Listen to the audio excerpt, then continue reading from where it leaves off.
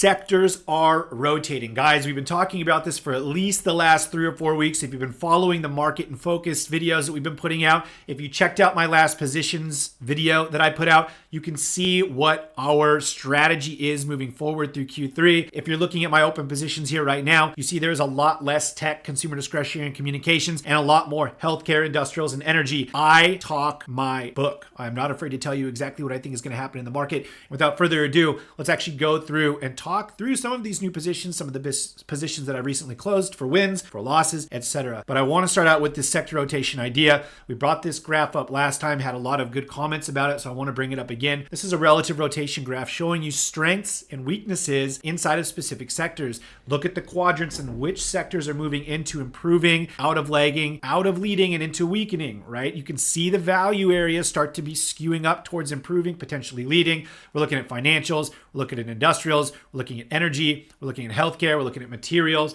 and let's look at some of the first half leaders of 2023 starting to lose that relative strength.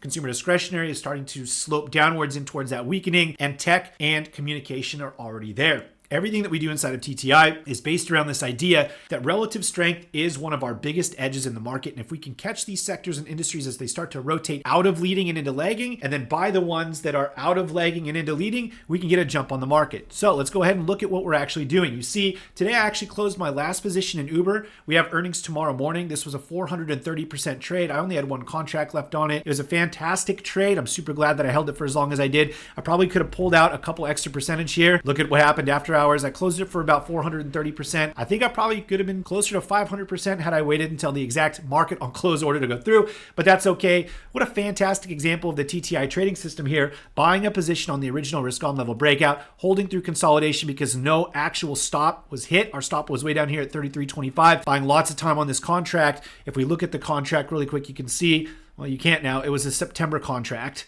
right? So we're looking at the September contracts here. We're able to hold through the entire move and then obviously hit not only in the money, our price target at 47.5, but hold for a few days afterwards and still try to pull some profit out. We do have guys inside of TTI that still are holding some free runners in Uber. We've taken profits multiple times on this. They're just leaving one there through ER because they still have time, and it's up big right now. Like I said, this contract's up probably 500% here after hours for the guys that are still holding it. So what a fantastic trade. What a great way to start off and illustrate the TTI trading system. I also bought this BHC, only one contract to get my foot wet here. This was a trade idea that came up last night during our strategy session. I posted it on Twitter. I'll post it in the description below so you can see the full rundown on this, but what a great looking healthcare mid-cap name, potentially breaking out of this stage 2 accumulation. We're targeting this gap fill up near $13. We like the October 12s. We do have earnings coming up in a few days, so there's a little bit of risk there on this, but it's also offering a catalyst, right? A catalyst to get up and over this $9.50, $10 area that it's been stuck in. We like the ADR. We like the accommodative 200-day moving average sloping up and price above it. We love the bullish momentum regime. We really like this play. It's cheap. I think I got filled at 30 cents, 31 cents. And after we bought it, a huge flow came in on the exact same contracts. Over 1,700 contracts were exchanged on the day after we were already in. So somebody definitely wants this contract prior to ER,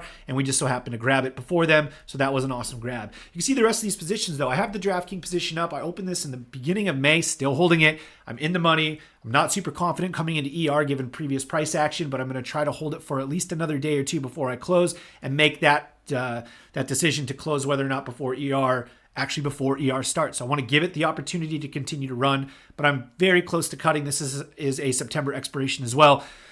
You know the RIOT play. I've talked about it a lot. I'm still holding it. This is free plus big profits. This is a January contract. There's no reason why to close this thing anytime soon. I have strong conviction that RIOT's going to continue to run, and so there's no reason to cut this thing short. JP is fluctuating in between 180 and 250%. This is free plus profit. I'm going to continue to hold it. And you see a bunch of these other positions that I've held for a while. Nubank I opened up, 3 months ago, 4 months ago. This is a January contract. This is free with profit. There's no reason to close this thing. If you actually look at the chart here, Brazil is catching a bid. Nubank is a Brazilian stock. They are showing relative strength. Nubank has a real shot here at potentially hitting an all-time high coming into this January expiration. We're finding resistance kind of where we expected it, where it previously showed resistance. So can it clear this overhead supply zone? bop out this 850 price target? Yeah, I think eventually it will. We're just consolidating sideways before a continuation of the primary trend, and that's what I'm holding to play for. I really like this. I want to continue to hold it. Now we're getting into some plays that we have just recently started opening up in some of these sectors that aren't responding well yet. But I do want to point something out. If you look at plays like TRGP, I've been in for about a week and a half. It's only up 15%. If you look at Caterpillar, I've been in this for a week now. It's only up 11.63%. You look at DVN, LPX, AM, GEVO, TCN. I've been in these names for like 2 weeks now, and they're not really moving a whole lot. But I want to point something out. Let's go back to this Uber play, this DraftKings play. We are catching sector rotation early, meaning we don't expect these names to just break out and run like crazy. We want to get in early so we're not playing catch up, but we still have to have risk on levels so we know if we're wrong. This is a great example though. We bought Uber on the risk on breakout and we consolidated sideways for 30 days. Uber sat there before blasting off. This is what we expected. We would love to have Uber break out and just run, of course. But this is basic technical analysis. Price breaks above previous resistance, builds a consolidation fractal on top of now support, and then continues the primary trend to the upside. DraftKings was the same thing. We bought the risk on level. We never got stopped out underneath our original area that we wanted to buy, so we held DraftKings, and we expected that because this is a bull market and we are in uptrends, the primary trend will continue the direction of the breakout that happened, and it did. This is what I'm talking about when we go back and look at some of these positions that we're opening that aren't quite running yet. We can look at TRGP. This is a great example as well. We have the resistance breakout. We have the consolidation fractal forming on top of previous resistance, now turns support. This is actually a multi-year high here in TRGP. It looks like going back to 2015, this was an 8-year high that we just closed at today, TRGP. Do you want to point out it's slower beta, or slower mover rather. It's a lower beta stock, so it's not going to just absolutely explode like some of these small mid-cap growth names, but what a fantastic energy name to have out of a long-term base, right? This is a 1.5 year long base, and I expect this thing to pop up, give me 100-200% winner over time. It's just going to take a little bit longer. About January calls for a reason. It's going to take a little bit longer. But just like Uber and DraftKings and some of the other names that you've seen me close out for huge wins recently, they didn't hit automatically right out the gate. That's not what we're trying to accomplish inside of TTI. Our swing trading principle is to buy the strongest stocks in the strongest industries, the strongest sectors at the right levels, and wait. And that's the key word, and wait. So you can look at all these different names that I'm looking at here. I'm grabbing a bunch of small and mid-cap exposure. I want to show you guys something really quick before we wrap this video up because it's not supposed to be a super long video. IWM is about to break above the August 2022 highs. What happens? This is the last index that is yet to break above the August 2022 highs. This to me is signaling risk is flowing back into the market, and smalls and mids are about to absolutely destroy the second half of 2023. I think they're going to outperform the large caps that have been performing very well over the first half of this year.